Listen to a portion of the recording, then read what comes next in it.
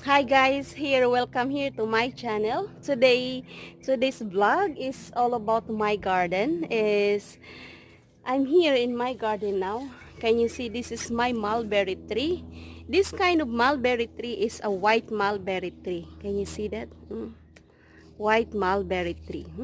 Tikman nga natin kung anong lasa. So ang sarap niya. So by the way guys, sa mga magpaplanong mag-YP ay ihanda nyo ang sarili nyo sa puyatan, sa aybagan. Tingnan ko, nakakapangit pala yung aybag at saka yung puyat. But anyway, I'm happy and contented na na-reach ko ang aking goal dito. So anyway, let's go back to my episode for today. It's all about this garden because 3 weeks ago, I started digging the ground, conditioning the soil because the the location that I have is the soil is kind of like the type of the soil is uh, something like a clay loam soil. This type of soil is you need to be cultivated and always moist because if it is not moist, it will get dry. It's like rock, it's just like a clay. So you need to be condition the soil, you need to be taking care of the soil, you need to pay attention the soil, and you need also to nourish the soil. So enable the plants to, to grow up properly. This is I learned from my school because I am a home economic teacher. So we have an agriculture. So all my knowledge and all my learning, so I apply that when in terms of the gardening. So anyway, a few weeks ago, I planted the tomato. It's kind of like 1-2 inches their growth, but I feel that they are not having a good growth. So I feel something there is lacking the nourishment to the soil or the taking care. So what I did is I always moist and always cultivating the soil. So anyway, this is I will going to share to you if you have a plants, if you are planning to gardening that like the types of the soil. So this is one of my plant this time. This is a bottle gourd. This is a miracle seeds already because 2 months ago I have plenty of seeds of bottle gourd, so my husband threw away. He doesn't know. So I don't feel good that time. I'm not happy, but the Lord showed me that He provide me. That's what really in the Bible it says the Lord will delight the desire of our heart. Look at this. It's already healthy. So I will taking care of her. She's doing well. She's very good now. Okay, this kind of plant is kind of sensitive. You must taking care this kind of plant. Okay, to if there's some bugs, something like that, their leaves is starting to having a hole, but I need to taking care. I need to watch that from time to time. This is my, what do you call, this is the butternut squash. So I have plenty of things here in the ground that does not grow yet. This is the zucchini. Can you see this zucchini? They have already a buds. This one, oh.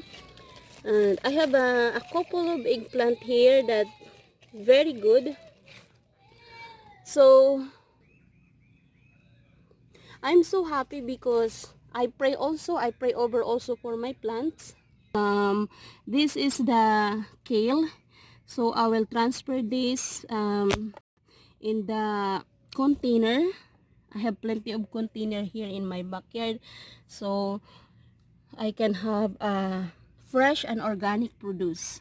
So in gardening, you must be attentive to your plant, because if you are not attentive to your plant, if you are not focus what you are planting, you plant and then after you plant and then you did not taking care of them, you did not water to them, um, promise my friend, your plant will not grow up and your plant will not have a fruit. It will be malnourished. It's just like also if we think like a human being, a human person, if we have a baby, taking care of plant is just like we have a baby, we have a child, because they need attention, they need them to feed, they need them to give food, to taking care of themselves. It's just like a plants also. That's why I love planting, I love gardening, I love nature, because I can relate that to our human being. But anyway, in terms of my garden, I plant a couple of things here. The herbs like peppermint, lemongrass, onion, garlic, and some vine. I have some tomato, vine tomato, and I have also some different kind of squash. And this one that I show you a while ago, this is a battle gourd, or in the Filipino or Asian we call this is upo. So this is also good. This is also high in fiber, and the vitamins that have this fruit is there's also rich in folate and many good things, vitamin K in this kind of vegetable. So for me myself, when I plant the vegetables of any kind of plants, I see to it that beneficial to me and my family. And because I am a practical person, so I'm not going to plant any kind of plant that there is no benefit for me and my family. Because this one, like this one, there's some hole in the leaves. So we must use our common sense when we're doing plant. Like for example, I have a mulberry tree. I did not know that this is a mulberry. This kind of mulberry is a white mulberry.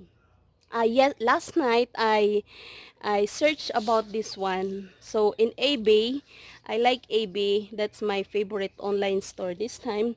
So I saw the picture. This is a white mulberry, and when you buy this one, it's like a cutting. You can buy this like $12, $9. It depends how they grow up. So anyway, I will show you my tomato and some of my plants, how they grow up. What I'm talking to you here, that how I taking care of my plants. So I did not been it's been long time I did not make my video, the sit down blog like teaching about the Bible. I've been busy for past few weeks, and many things that I challenges, and of course I focus here in my garden because I feel they need attention. Plus I'm doing here in my YouTube channel. So shout out for my new friends, Karen in California. Thank you sa mga to all my new here. By the way, I am a Filipina. So I'm proud to be a Filipino, but now I'm living now in United States. I'm enjoying the blessings of God and all the provision of the Lord. So this piece of land that the Lord giving me, and I thank you to my husband because he gave me a piece of land here in our backyard to plant. So anyway, um, I'm sharing this to you because I am happy. Some of here, especially if my mother is watching, she's in the Philippines, that she can show me, she can see here in my channel. So, or my relatives, some of you doesn't know me, but anyway, it doesn't matter about that. But we are here in the YouTube community. We have a common goal. So our content are, we have different content in our channel. So my channel here is all about prayer and teaching about the Bible, and whatever the talent and ability the Lord give to me, that's all the content here in my channel. So anyway, I hope you enjoy watching this video.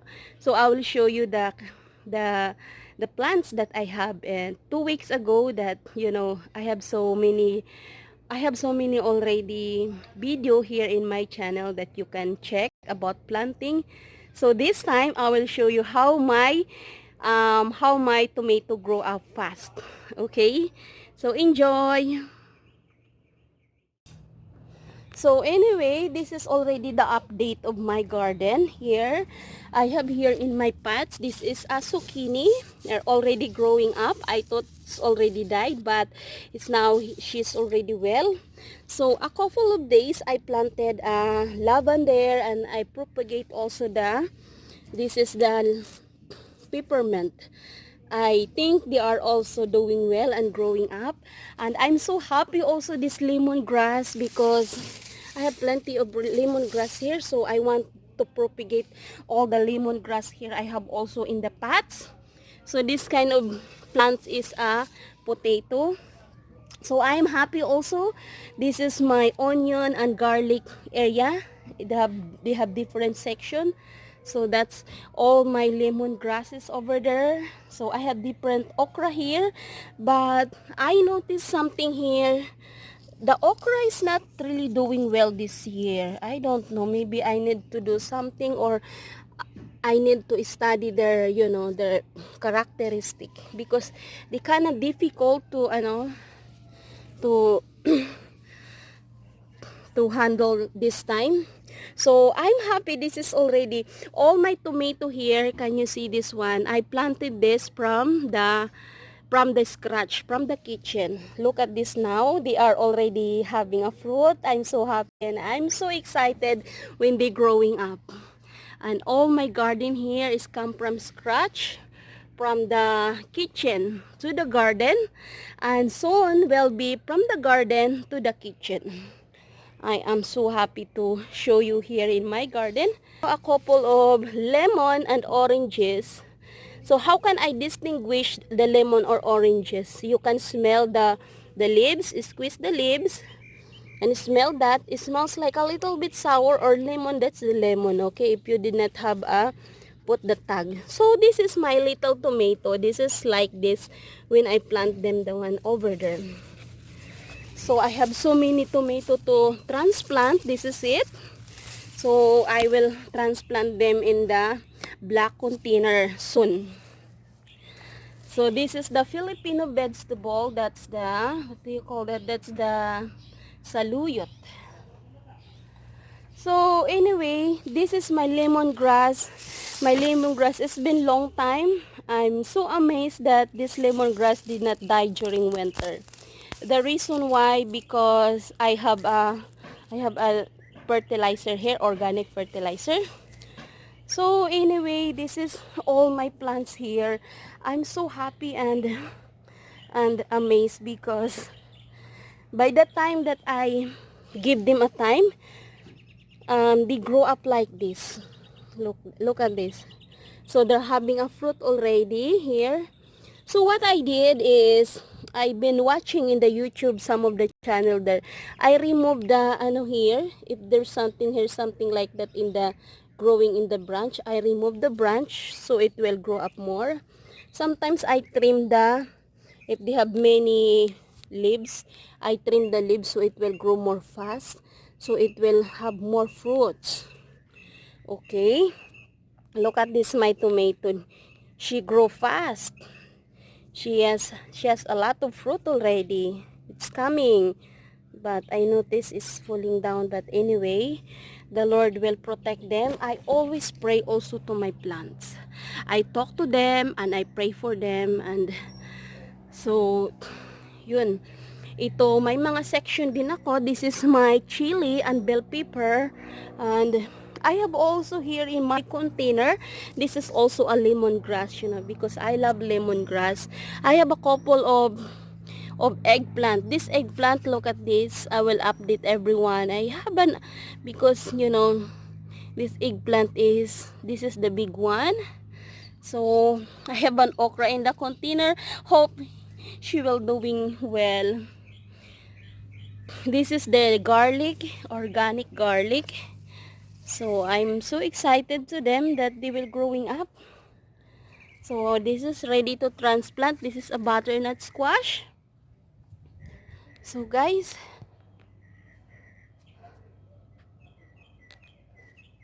so in this area of my plants, I have also here, this is all the battle gourd. Nakakatuwa sila. Nakakatuwa yung mga plants ko kasi I talk to them and then they response when I'm talking to them. So I also plant a couple of strawberry here in my backyard, and I plant also some, what do you call that, some turmeric. This area is a turmeric garden. So I'm just hoping to the Lord that the Lord will give me a favor, that everything will, will sprouted. So this is all my plants. So I'm happy only to an update, to have an update all my plants because they're growing up fast. Also some couple of roses. This is the orange rose. 1 week ago, I harvested my peppermint. So, ito na siya ngayon. Mas dami kasi pag the more you harvest, the more you remove the branches of your plants or whatever is that, it will grow more. Okay, I'm so amazed. This is my roses garden. My roses garden are, this is, they are very generous to me this time. They give me a lot of flower. I'm so happy. My favorite plant is rose. Flower color red. So they are beautiful, you know. Every time I see them, you know, they make me happy.